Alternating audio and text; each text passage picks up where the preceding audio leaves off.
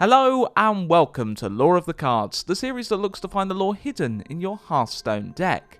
Until I do an episode on a hero and that tagline completely doesn't work.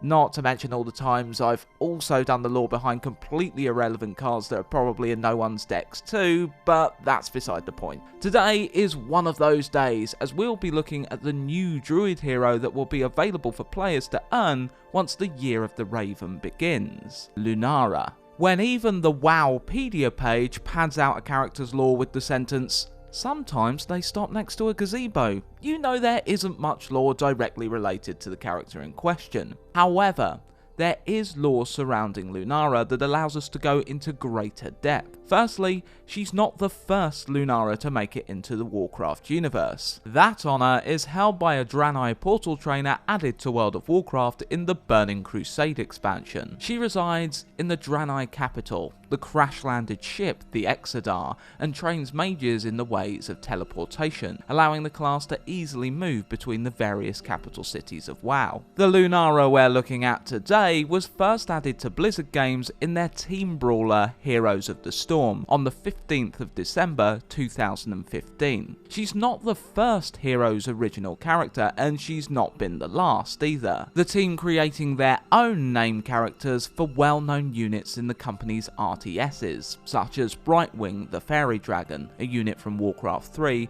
and most recently Blaze the Firebat of StarCraft and StarCraft 2 fame. The Diablo heroes, given their nameless status in the games, were also given names in Heroes. Lunara's origins stem from Warcraft 3, representing the Fleet of Foot Dryad unit, which belonged to the Night Elf race. They were capable of dispelling positive buffs on enemy units and had a natural resistance to magic. Their spears were tipped with poison that, as well as hurting their enemies over time, would cripple them, slowing their movement and making it much harder to escape. Physically, they closely resembled the Night Elves, at least from the waist up, as their lower body was that of a faun. Their origins, however, are very different to that of the elves. Dryads are the enchanted daughters of the mighty demigod Cenarius, dubbed Lord of the Forest and patron to all druids. Keepers of the Grove are Cenarius' sons. Lunara was the very first of Cenarius' daughters, and perhaps as a result of this,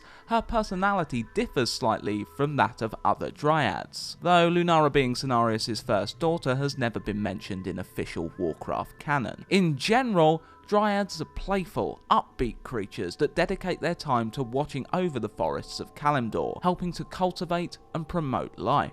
Dryads are peaceful creatures and abhor unnecessary violence, but if needed, they will heft their spears or wands into battle. Lunara is more fiery than her sisters. If they are the flowers of the forest, Lunara can be described as the thorn that guards them. While like her sisters, she does not like violence, her fierce dedication to defend the forests of Kalimdor is second to none. Alive for millennia, Lunara has been able to perfect her combat style, the speedy dryad striking from afar using her poison-tipped spear to wear down her opponents. She uses her nature magic to near instantly grow noxious blossoms beneath her enemies' feet. The spray of pollen they let off so fast it hurts, and poisons the target from even further away than Lunara's spear can reach. The Dryad can also magically manipulate her poison so it is even more potent, dramatically slowing her adversary in their tracks. Lunara calls upon the aid of wisps,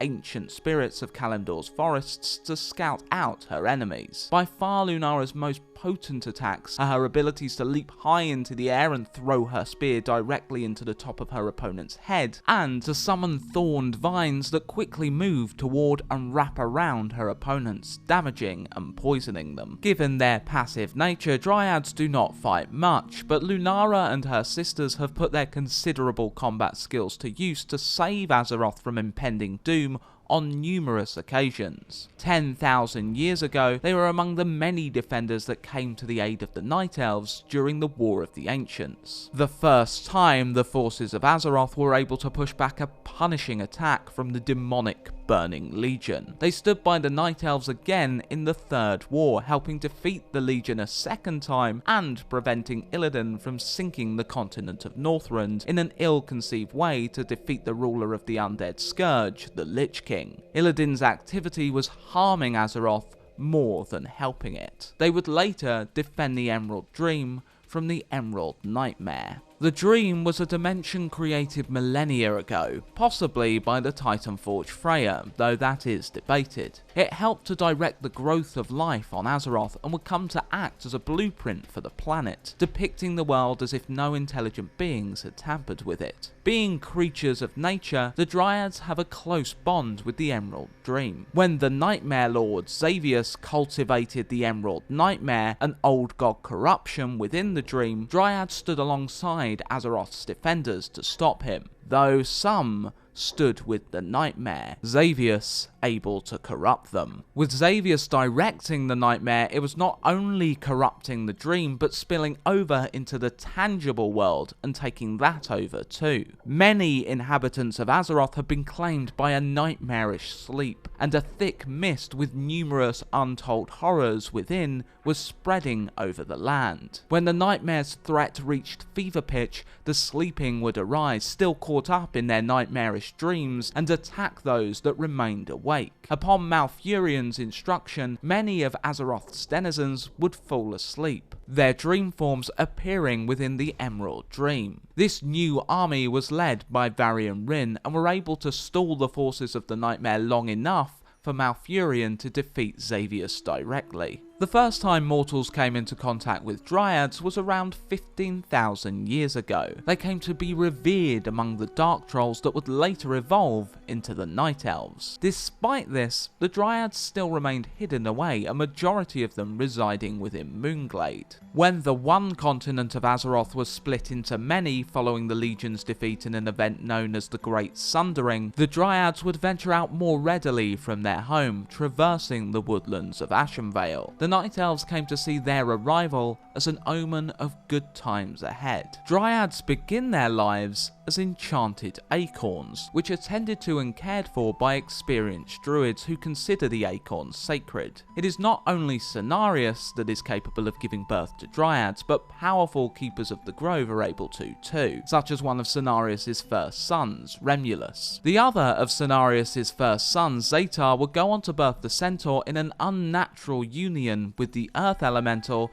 Princess Theradras. This means Centaur and Dryads have common ancestry. As the acorn grows, the druids whisper to it in various languages to teach the soon-to-be Dryad about the world it is about to be introduced into. With the first touch of water, the Dryad sprouts into its normal appearance within only a few seconds. They average 5'5" when first grown and are commonly referred to as fawns in their early life. Once the Dryad has grown, they imprint upon the first person they see, which is more often than not a druid. This druid will go on to teach the Dryad how to control and utilize their powers in the best way to benefit nature. These powers include, but are not limited to, conversing with any living being, including an entire hive of bees at once, growing plants at will, and they are immune to most forms of magic. The non-canonic Warcraft RPG also claims Dryads are capable of destroying magic too.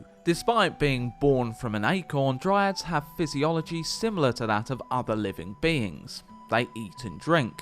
No animal products though, only fruit and veg. Blood also flows through their veins, and they also need to go to the toilet every now and then, which is a lore fact I bet you wanted to know. The Warcraft RPG claims that some of the more curious Dryads among their kind will depart from their forest home to venture round the world. Sometimes a traumatic encounter has led them to this path, actively seeking the enemies of nature to destroy. Sometimes they just want to experience new things and meet new creatures. Most notable Dryads within WoW tend to be quest givers, more often than not for the Alliance races, or quest objectives. Lunara was added to the game in the most recent expansion Legion, and does not do anything of note. She's not even a quest giver. She can be found wandering the Druid Order Hall of Dreamgrove with her companion Iffy. The Dreamgrove is closely tied to the Emerald Dreamway, which connects several important areas of the Emerald Dream and is located in Val Shara. This is where Malfurion first learnt the ways of the Druid from Cenarius, and thus is referred to as the birthplace of Druidism. Sometimes Lunara and Iffy stop next to a gazebo. Brilliant, got that line in there. There are other types of Dryad as well. Nymphs are considered a more wild variety, differing somewhat in appearance. Adventurers first encountered frost nymphs in Northrend, in the lands of Howling Fjord. They revealed themselves to ask for help from adventurers in territory which was at that time very much owned by the Lich King. Forest nymphs were encountered as heroes defended the region of Hyjal during the Cataclysm expansion. The Crystal Dryad is another variety. Presumably, when they began life they were similar in appearance to the standard Dryad, but the process that crystallized the Crystal Song forest would affect its woodland protectors too. The forest was transformed due to the reckless action of elves. The crystallization occurred some 6,000 years ago. At the end of the War of the Ancients, the Well of Eternity imploded, causing the Great Sundering. This well also fed the magical abilities of the Night Elves. It was mainly the upper echelons of Night Elven society, the Highborn, that engaged with arcane spellwork, and with the well gone, a hole was left in their lives. Other wells would be created from the Well of Eternity's waters, but the elves of Shandaral were too far from them to benefit. Shandaral had been a repository of arcane relics and artifacts. With the Great Sundering, the land on which Shandaral was located drifted northward, forming the continent of Northrend. With no access to a well, the Shandaral Highborn became vulnerable to disease and other ailments. They also had a new frigid environment to deal with.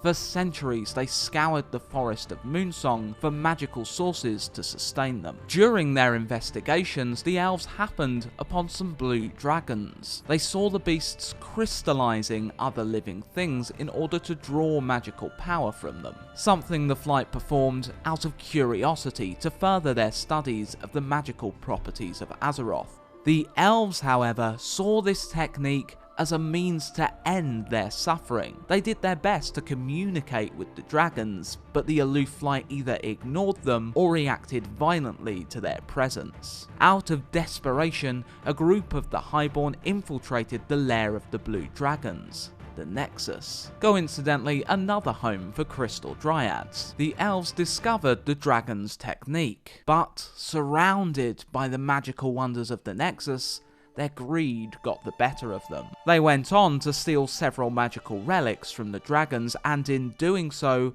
triggered a magical ward, alerting the blues to their presence. The dragons enraged, the elves narrowly escaped with their lives, but knew it would not be long until the dragons sought retribution. The elves only had a few days until dozens of dragons descended upon Shandaral. The highborn sorcerers gathered upon a snowy cliff overlooking Moonsong Forest.